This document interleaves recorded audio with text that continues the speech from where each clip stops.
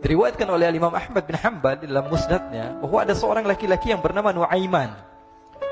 Ini Nuaiman, di kehidupan Rasulullah SAW ada orang yang seperti itu gitu. Orang yang sering minum minuman keras. Rasulullah SAW marah, murka. Rasulullah kalau yang berhubungan dengan Rasulullah tidak marah. Tapi kalau sudah berhubungan dengan agama, Rasulullah SAW adalah orang yang paling marah, orang yang paling istiqamah dalam kebenaran. Maka Rasulullah panggil Nuaiman, apa yang kau lakukan? Dia katakan, aku minum minuman keras ya Rasulullah. Rasulullah cambuk dia. Kemudian dia bertobat kepada Allah. Kemudian ketahuan lagi minum.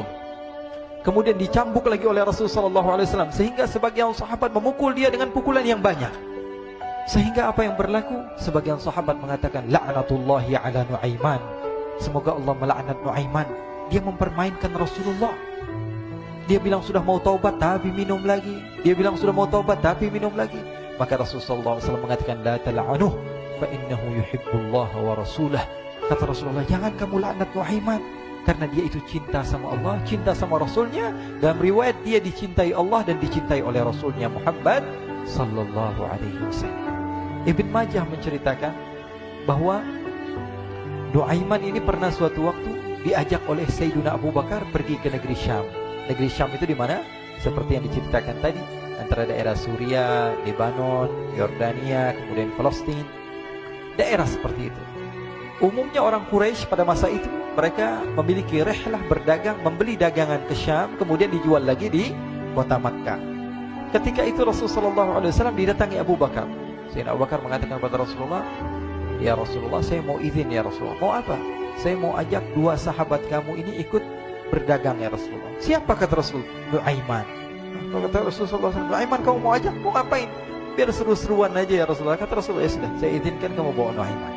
Ketika itu Sayyidina Abu Bakar membawa Nuaiman sama satu sahabat namanya Suwaibid ibn Harmalah. Siapa namanya? Suwaibid ibn Harmalah. Ini sahabat Rasulullah SAW yang memiliki sifat yang berbeda-beda. Kalau Nuaiman ini aneh.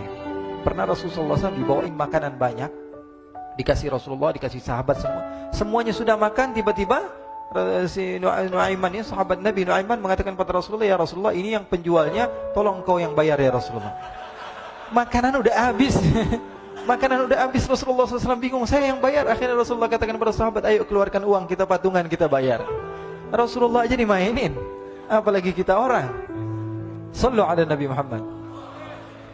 Nuaiman diajak Sayyidina Abu Bakar. Kata Rasulullah SAW, benar kamu mau ajak Nuaiman? Iya ya Rasulullah. Diajaklah akhirnya.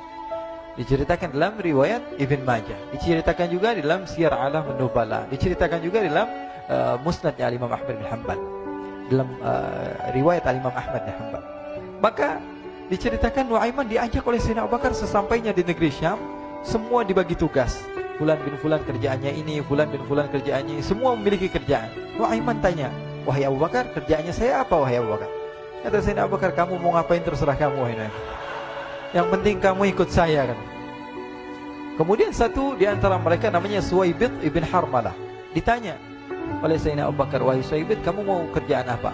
Kata Suwaibid, terserah kamu wahai Abu Bakar. Kata Sayyidina Abu Bakar, kamu menjaga makanan, karena saya tahu kamu ini adalah orang yang senantiasa menjaga amanah. Suwaibid ini kalau disuruh maju dia maju, disuruh mundur dia mundur, disuruh ke kanan dia ke kanan, disuruh ke kiri dia ke kiri. Orang yang ikut aja. Kalau Nuaiman beda, disuruh maju dia ke belakang, kasih sen kanan ke kiri belok. Nuaiman itu orang yang berbeda. Maka Suwaibid mendapatkan tugas, semua mendapatkan tugas kecuali Nuaiman. Sehingga ikhwani, apa yang berlaku, apa yang terjadi? Sayyidina Abu Bakar pergi sibuk dengan kesibukannya, sehingga datanglah waktu siang. Nuaiman sudah lapar. Nuaiman cari makanan. Dia nggak punya uang, diajak Sayyidina Abu Bakar tapi tidak diberikan uang. Sehingga dia cari-cari makanan. Dia tahu Suwaibid yang jaga makanan. Dikatakan, wahai Suwaibid, saya mau makan, berikan kepada saya satu roti saja. Yang terpenting apa? Saya makan sekarang, saya sudah lapar. Kata Suwaibid, ya Allah Nuaiman, kita tunggu Abu Bakar saja sehingga dia datang, karena ini amanat. Amanat dari Abu Bakar, saya tidak boleh berikan kepada siapapun kecuali atas izin Abu Bakar. Kata Nuaiman, kasih saya makanan, kalau tidak saya bikin masalah sama kamu. Merah wajahnya Suwaibid, karena dia tahu, jangankan saya, Rasulullah aja dimainin. Bingung, apa yang harus saya lakukan? Akhirnya Nuaiman bilang, gampangannya aja, kata Nuaiman, kamu kasih saya makanan, atau kalau tidak saya bikin masalah sama kamu. Bingung Suhaib, pikir panjang. Setelah itu dia katakan, ya sudah Nuaiman, saya tetap mau jaga amanah Abu Bakar, karena saya takut ini adalah perintahnya Allah, perintahnya Rasulullah SAW, dan perintah daripada Abu Bakar, sahabatnya Nabi. Kata Nuaiman, kalau memang begitu kamu maunya, ya sudah, berarti kamu ngajakin berantem sama saya. Nuaiman pergi ke pasar. Dia cari-cari tempat penjualan hamba sahaya. Dia lihat-lihat beberapa hamba sahaya. Ini berapa harganya? Ini katanya 10 qalanis. Ini berapa? Ini harganya, hitungan orang zaman dahulu, kita sih hitung seperti dirham, berapa ratus dirham gitu, 200 dirham. Yang ini berapa? 300 dirham. Yang ini berapa harga hamba sahaya? 300 dirham. Harganya antara 300, 200 sampai 100. Kemudian Nuaiman mengatakan kepada penjual hamba sahaya tersebut, saya punya juga hamba sahaya, tapi saya jual cuma 20 dirham saja, murah. Katanya, apa benar ada hamba saya harganya segitu? Iya, karena dia punya aib, ada kekurangan. Apa? Nanti kalau kalian tangkap, dia bakalan teriak, saya ini bukan hamba sahaya, tapi orang merdeka. Akhirnya semua orang berkumpul mau beli. Ini Nuaiman sama Nuaiman diajak ke Suhaib bin Harmalah tadi.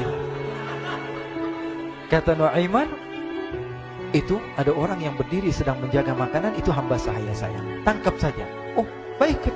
Diberikan uang 20 dirham, dimasukkan oleh Nuaiman ke kantongnya, kemudian Suhaib ditangkap. Ketika ditangkap, Suhaib teriak, saya bukan hamba saya orang merdeka. Maka orang-orang tersebut mengatakan, saya sudah tahu kekurangan kamu. Ini memang kekurangan kamu, memang kamu, tapi saya tidak perlu dengan bacot kamu, yang penting kerjanya kamu gitu. Ya kan hamba saya untuk apa? Untuk kerja. Mau dia ngomong apa, mau ngomel, terserah, yang penting dia mau kerja. Akhirnya ditangkaplah Suhaib dan dijual di pasar. Nuaiman punya uang banyak ini. Dia beli makanan, dia beli minuman, dia beli hadiah buat Rasulullah. Dia beli macam-macam di negeri Syam ini. Waktu itu adalah superpower, adidaya Romawi. Pada masa itu semua barang mahal, tapi Nuaiman banyak uangnya. Dia belanja ini, belanja itu, sehingga Sayyidina Abu Bakar pun pulang. Ketika Sayyidina Abu Bakar pulang, Sayyidina Abu Bakar cari, mana ini Suhaib? Kita semua sudah lapar. Kata Nuaiman dengan mudahnya dia mengatakan, sudah saya jual wahai Abu Bakar. Maka Sayyidina Abu Bakar bertanya, apa yang kau lakukan wahai Nuaiman? Diceritakan oleh Nuaiman dengan jujur.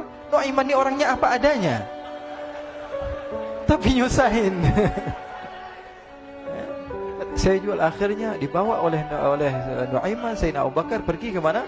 Ke pasar. Lalu dibeli lagi oleh Sayyidina Abu Bakar As-Siddiq Suhaib, yang tadinya orang merdeka menjadi hamba sahaya sebentar, kemudian dibeli lagi oleh Sayyidina Abu Bakar. Pulang ke Madinah, kisah ini diceritakan di hadapan Rasulullah SAW. Maka perawi mengatakan, fadhahikan nabiyyu hatta badat nawajiduhu. Ketika diceritakan kisah Nuaiman tersebut dengan Suhaib, Rasulullah tertawa sejadi-jadinya, sehingga gigi geraham Rasulullah SAW nampak di wajah mata para sahabat. Sehingga perawi lain mengatakan, 1 tahun berlalu Rasulullah, setiap ada tamu yang datang pada Rasulullah, Rasulullah akan ceritakan kisah Nuaiman menjual Suhaib tersebut. Jadi ada ikhwani, jangan kalian kira Rasulullah SAW itu hidup di satu masa sahabat-sahabatnya itu seperti ustaz-ustaz yang khusyuk, yang kayak Habib bin Anis ini banyak.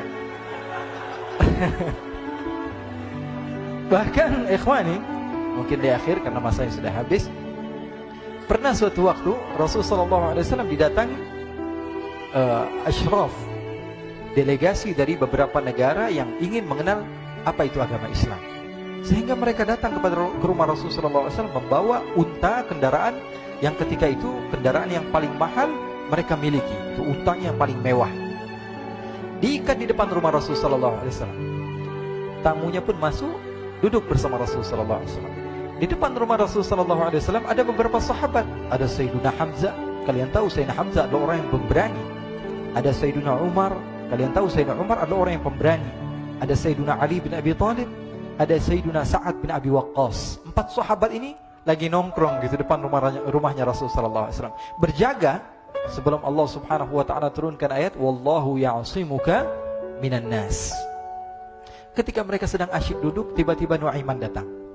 Ini Nuaiman kalau datang pasti bikin sesuatu yang aneh. Bahkan dikatakan tidaklah Rasulullah SAW dalam keadaan bersedih, kecuali Nuaiman datang Rasulullah akan tersenyum. Jadi sebagian sahabat itu senang kalau sudah Nuaiman datang, pasti Rasulullah bahagia. Tapi ketika itu Nuaiman datang, ingin duduk bareng-bareng Sayyidina Hamzah. Sayyidina Hamzah katakan kepada Nuaiman, bercanda begitu. Nuaiman, kamu lihat unta orang datang dari luar Arab ini.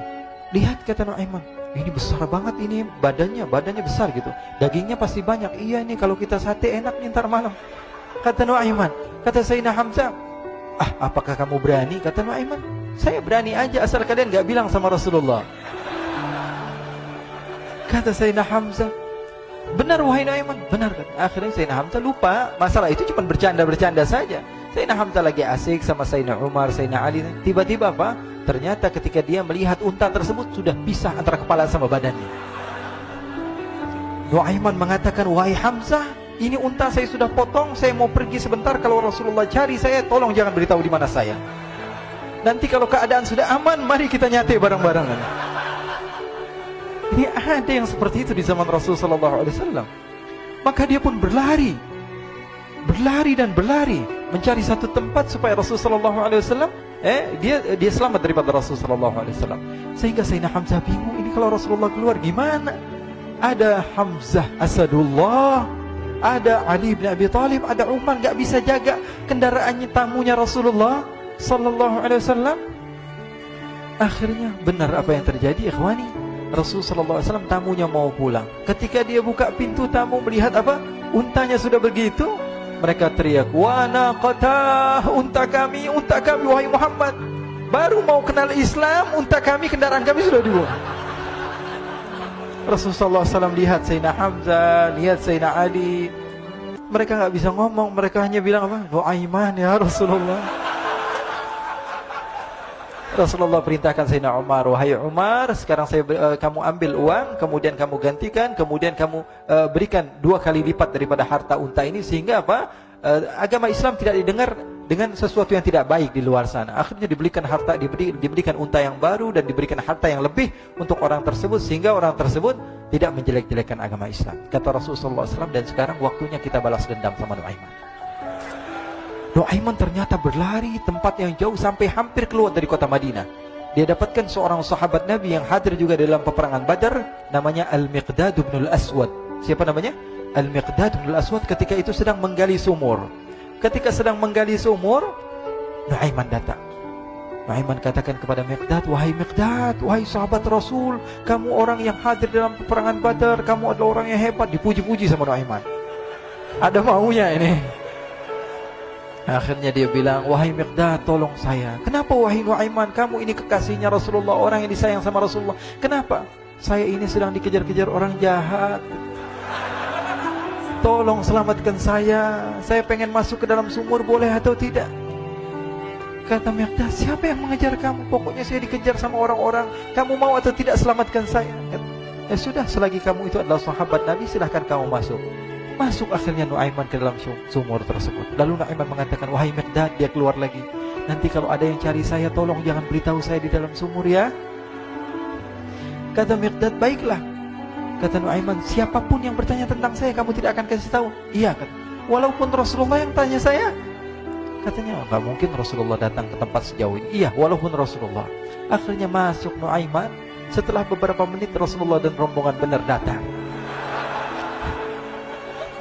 Miqdad bingung ini. Ini kenapa Rasulullah datang ke RW kami ini? Ada apa yang Rasulullah sampai sejauh ini? Ditanya, ya Rasulullah, ada apa ya Rasulullah? Kata Rasulullah, saya cari Nuaiman. Di mana Nuaiman? Innalillah, kata Miqdad.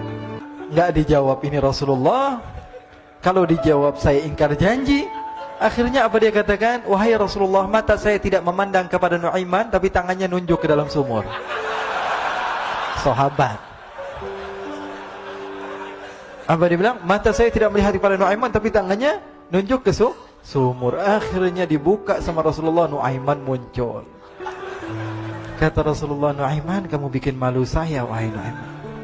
Ya Rasulullah, yang bersalah bukan saya, tapi orang yang mencari saya bersama kamu, ya Rasulullah. Akhirnya Rasulullah nengok siapa, ternyata Nuaiman sudah lari kabur. Sallu ala Nabi Muhammad. Kisah-kisah seperti ini sebenarnya banyak sekali, ya. Ini menunjukkan kepada kita bahwa kehidupan Rasulullah itu begitu indah. Rasulullah SAW, kalau kamu mau menjadi orang yang baik, contoh Rasulullah. Mau menjadi bapak yang baik, contoh Rasulullah. Mau menjadi pemimpin peperangan yang baik, Rasulullah. Mau menjadi murid yang terbaik, contoh Rasulullah. Bagaimana akhlak Rasulullah. Mau menjadi suami yang baik, contoh Rasulullah. Dalam segala hal, apapun itu Rasulullah SAW adalah makhluk yang paling terbaik.